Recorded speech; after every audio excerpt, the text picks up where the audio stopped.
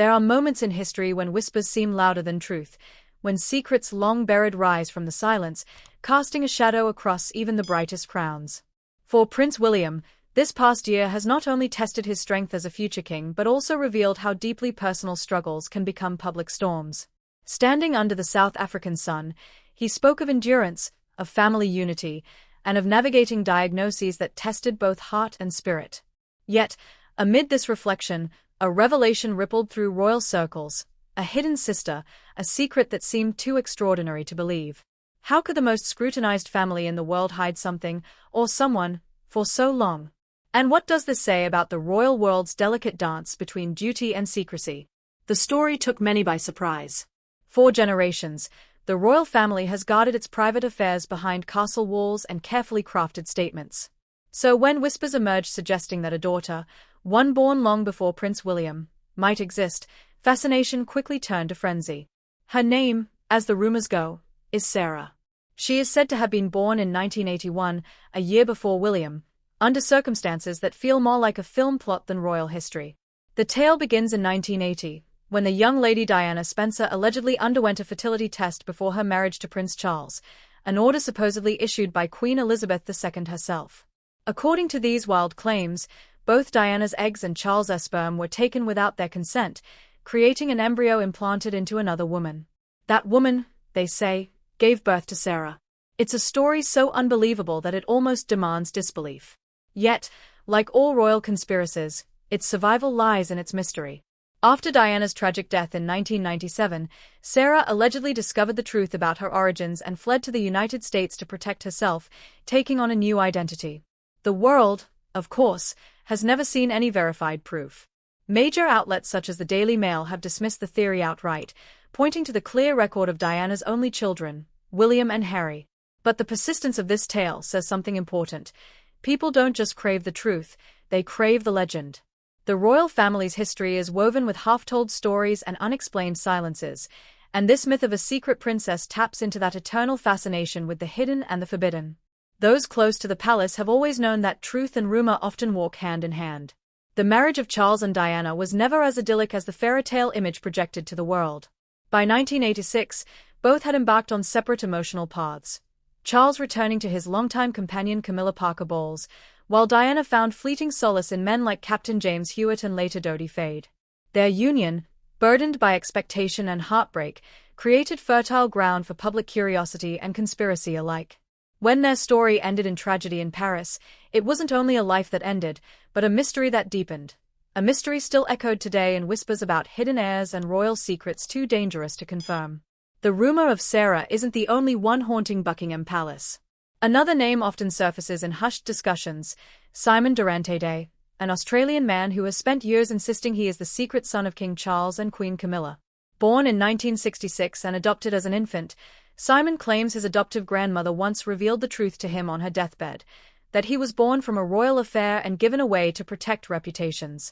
He points to resemblances with Charles and William, side-by-side photos shared online, and what he describes as unexplained gaps in his adoption records. His allegations even extend into the bizarre, claiming his eyes were chemically altered from blue to brown and his teeth filed down to disguise his identity. Simon's determination has made him a small celebrity among royal conspiracy enthusiasts. He's repeatedly demanded a DNA test, saying it's the only way to prove his claims. Yet the royal household has never acknowledged his existence, nor responded to his requests. The story's flaws are clear. Charles and Camilla did not meet until 1971, 5 years after Simon's supposed birth, but the persistence of his belief has turned his life into a kind of real-world royal drama. Some even say his outspoken support for Prince Harry's criticisms of the monarchy shows his desire to stand with the so-called royal outsiders. Whether his story holds any truth or not, it highlights how deeply people long to feel connected to something larger, how the idea of royal blood carries a strange, enduring allure. The fascination with illegitimate royal offspring isn't new.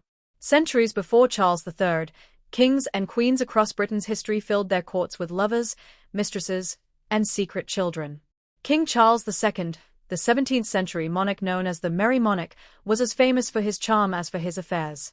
He fathered at least 14 illegitimate children with women of every social rank, actresses, courtiers, even noblewomen. His official queen, Catherine of Braganza, remained childless, but the king openly acknowledged his bastards, giving them titles, land, and prestige. His most famous mistress, Barbara Palmer, became the Duchess of Cleveland and wielded immense power in court, while the witty actress Nell Gwynn captured the public's heart with her humor and compassion, bearing 2 sons for the king. Each of these women, in their own way, shaped the myth of the monarchy as much as its politics did. The history of royal affairs continued long after Charles II's reign ended. Henry VIII's turbulent marriages are perhaps the most infamous example of power entangled with passion. His desperate quest for a male heir led to broken vows, executions, and the birth of a new church. Henry's recognized illegitimate son, Henry Fitzroy, was treated like royalty, given titles and power, but died at just 17, leaving behind questions of what might have been. His legitimate children, Edward, Mary, and Elizabeth, carried his legacy in different directions. Edward ruled briefly, Mary ruled harshly, and Elizabeth, the daughter once branded illegitimate, ruled gloriously. The echoes of those centuries-old dramas still shape how people perceive monarchy today, as an institution that combines divine right with all too human weakness. It's easy to see why the idea of hidden royal children still sparks such fascination. The monarchy itself is a living paradox, an ancient system bound by ritual, yet inhabited by ordinary human emotions. Love, jealousy, betrayal, and secrecy are not just tabloid fodder. They are threads that have always existed within royal life. From mistresses smuggled into palaces to secret letters burned in fireplaces, the British royals have lived lives under scrutiny while guarding their most intimate truths with iron discipline. When stories like Sarah's or Simon's emerge, they touch that same nerve that's been alive since the days of Henry VIII, the idea that even those born into crowns cannot escape the chaos of the heart. Prince William's current struggles seem almost poetic when placed against this backdrop. His public poise masks the immense pressure of preserving the monarchy's image while coping with personal challenges. His defense of his family, his acknowledgement of the difficulties they've faced, and his commitment to protecting his children from the relentless public gaze, all of it speaks to a man trying to balance the impossible. And yet, the echoes of old secrets keep resurfacing. Perhaps that's the real cost of royalty, to live in a world where every truth has a shadow and every shadow becomes a story. Over time, the idea of the hidden royal has evolved into something almost mythic. Whether it's the supposed secret daughter of Diana, or an Australian man claiming to be Charles's long-lost son, these tales blur the line between history and fantasy. They reflect society's ongoing obsession with lineage, legitimacy, and love, themes that resonate far beyond palaces. Even when disproven, these stories capture imagination because they suggest that the monarchy, with all its pomp and perfection, still hides something raw, something real, beneath its surface. Looking back, it becomes clear that secrecy has always been part of survival for the royal family. During eras of political upheaval, rumors about hidden heirs or illegitimate lines were often tools of manipulation, used to threaten thrones or undermine rulers. The Tudors faced it, the Stuarts faced it, and even now, the Windsors face it, though through the lens of media instead of monarchy. The persistence of these modern rumors says less about truth and more about the hunger for mystery in an age where almost everything is known. Still, one cannot ignore the emotional undercurrent running through these tales. Behind every rumor lies a human longing for recognition, for connection, for belonging. Whether it's Simon searching for proof of who he is, or the imagined Sarah living in self-imposed exile, these stories mirror the universal desire to know where we come from. In that sense, royal rumors are not just about scandal. They are about identity, family, and the invisible bonds that tie generations together. As the years pass, the British monarchy continues to evolve, reshaped by public opinion and personal resilience. King Charles III, now facing both admiration and skepticism, embodies this transition.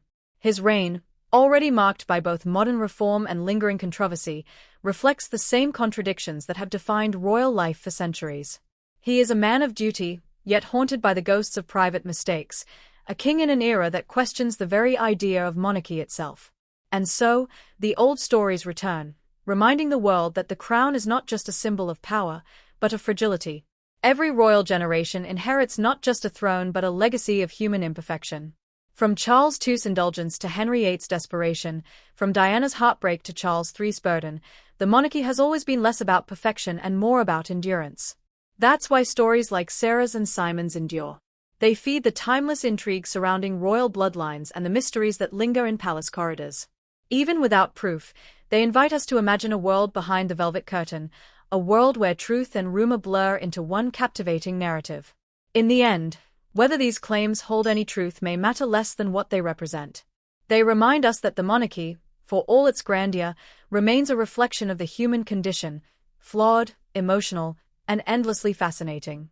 The secret daughter, the hidden son, the royal affairs, and the quiet confessions, they are all pieces of a much larger story about power, love, and the price of being seen. Perhaps that's why we keep watching, listening, and wondering. Because somewhere between history and myth lies the reason why the British royal family continues to hold the world's attention. Their lives are public, yet their hearts remain hidden, protected by tradition and time. And as long as those secrets remain, so too will our curiosity, our fascination, and our need to believe that behind every crown lies a story untold. If you found this story as fascinating as it is mysterious, make sure to like this video and subscribe to the channel. There are always more royal secrets, scandals, and surprises waiting to be told, and you won't want to miss what comes next.